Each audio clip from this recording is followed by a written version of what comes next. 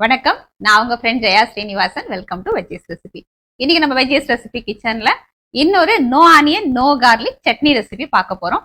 எல்லா டிஃபனுக்கும் ரொம்ப பர்ஃபெக்டா மேட்ச் ஆகக்கூடியது. சுட சுட இட்லி, தோசை, பொங்கல், உப்மா தொட்டு சாப்பிட்டாலும் நல்லா இருக்கும். இல்ல பஜ்ஜி போண்டாக்கு தொட்டு சாப்பிட்டா கூட ரொம்பவே அருமையா இருக்கும். நல்ல வாசனையா இருக்கும். ரொம்ப குவிக்கா அரைச்சிடலாம். டேஸ்ட் சூப்பரா இருக்கும். ஃபர்ஸ்ட் டைம் சேனலை பாக்குறீங்கன்னா ப்ளீஸ் சப்ஸ்கிரைப் பண்ணுங்க. பெல் ஐக்கானை கிளிக் பண்ணி ஆல் ஆப்ஷன் கொடுத்துட்டீங்கன்னா நான் போடக்கூடிய எல்லா வீடியோஸும் குவிக்கா உங்களுக்கு ரீச் ஆகும். வாங்க ஈஸியா இந்த தக்காளி தேங்காய் சட்னி எப்படியா இருக்கிறதுன்னு பார்க்கலாம். ஸ்டவ்ல ஒரு கடாய் வச்சிருக்கேன். 1 டீஸ்பூன் எண்ணெய் ஆட் பண்ணிக்கலாம். எண்ணெய் சூடானதும் 1/4 டீஸ்பூன் வெந்தயம், 1 டேபிள் ஸ்பூன் கடலைப்பருப்பு, 1 டேபிள் ஸ்பூன் உளுத்தம்பருப்பு, 3 காஞ்ச மிளகாய் போட்டு நல்லா அந்த பருப்பு செவந்து வர்ற வரைக்கும் வறுத்துக்கலாம். மிளகாயும் நல்லா வறுபடணும்.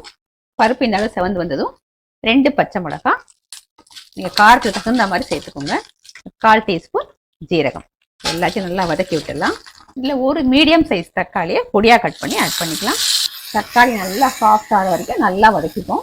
தக்காளி வதங்கிட்டு இருக்கும்போதே 1/4 டீஸ்பூன் மஞ்சள்தூள், சட்னிக்கு தேவையான அளவு உப்பு சேர்த்து வதக்கிடலாம். உப்பு போடுறதுனால தக்காளி நல்லா ஈஸியாக வதங்கிடும்.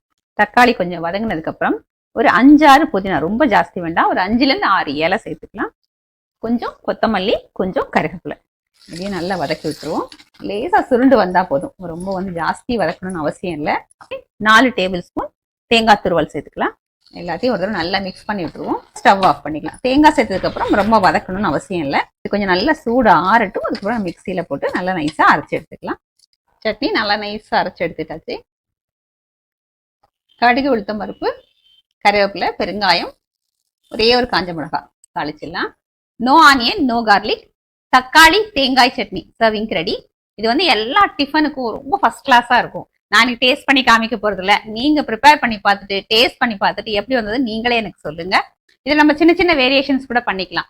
ஒரு 4 சின்ன வெங்காயத்தை வதக்கி அது போட்டுக்கலாம். அவ்வளோ 2 பல்லு பூண்டு வதக்கி போட்டுக்கலாம். நோ ஆனியன் நோ கார்லிக் பண்ணா இந்த மெத்தட்ல பண்ணிக்கலாம். இதே மாதிரி இந்த சட்னி நீங்க ப்ரிப்பேர் பண்ணி பார்த்துட்டு எப்படி வந்ததுன்னு கமெண்ட்ல சொல்லுங்க.